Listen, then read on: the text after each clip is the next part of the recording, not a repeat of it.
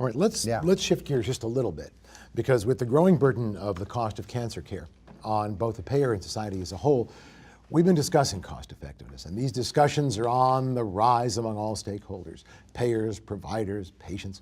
Organizations like ASCO join the discussion. They're helping to develop a framework that could help physicians and patients reach treatment decisions together.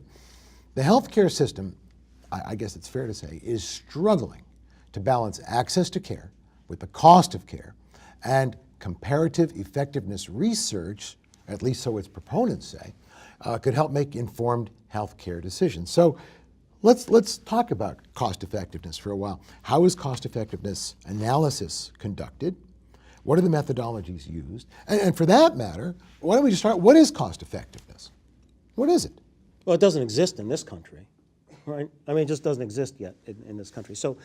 So in Europe, of course, different in every country, but NICE is what is commonly held up. There are technology assessment that look at the issues of cost of care. In the US, we have been extraordinarily uncomfortable with the concept of comparative effectiveness research for fear of rationing of care.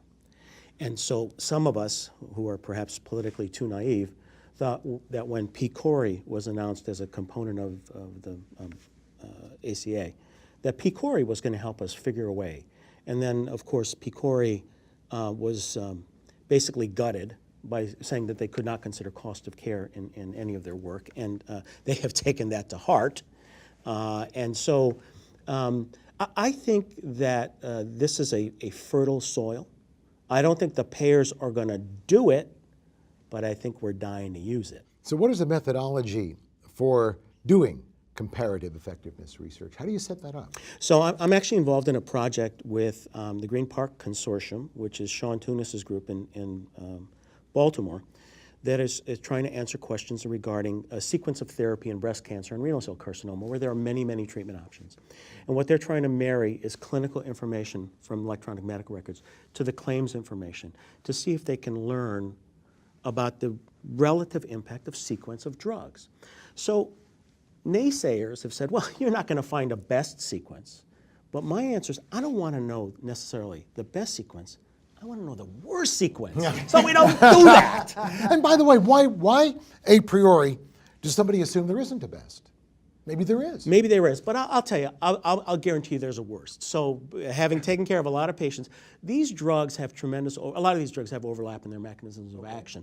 And one of the classic tenets of oncology is if you fail a drug in a class, you don't use the drug in that class later. That's always been the rule. Okay. So why should we think all of a sudden with targeted therapies, the rules have changed? It's just foolishness. So if we're going to look at comparative effectiveness research, is it more useful for diagnostic testing?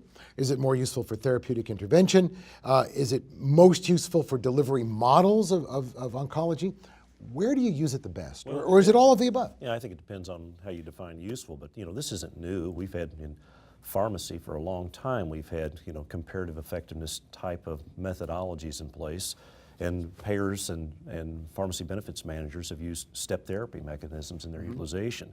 But I think if you're asking the question of where's the greatest potential, which is a little different question, my goodness, you start looking at the health delivery system model and begin asking the question of, so what's the best system of care look like? It's a very different question. Okay, so you're not down in the weeds with this. Exactly. You're up at this level. Yes, I think we need to be asking what is the consumer feeling, the patient feeling, and what does the efficiency of care look like, Gotcha. and what's the total cost of care look like? And what about adding comparative effectiveness research to clinical trials? Can you do that? Does that help a clinical trial? Oh, yeah. I mean, go ahead, Irv. Yeah, I think it does. I think it adds much more information, gives you a much better idea, and gives you some patient-recorded data. I think it's definitely a plus to add CER to an RCT. Yeah, I'll give Stakes you get higher, though. You bring on the funding issue at that point. Well, true. Yeah, I mean, one thing we should consider, for example, clinical trials are done in very controlled settings, often with highly selected populations. So comparative effectiveness is the post-trial real-world analysis. Sort of a post hoc analysis. Yeah, this is the FDA's phase 4, formalized to collect more real information on a more systemic basis. So I'll give you an example. Sovaldi was approved on the basis of a trial that had not so late stage middle class Caucasian males. Now we know from being out there and working in the real world that our Hep C population is all over the place. Is our totality of Hep C patients eligible for Sovaldi middle class white men with early stage disease? I don't think so. So will the drug performance be so great when we get it out into the real world? We don't know, but that's the value of CER after clinical trials. I got it.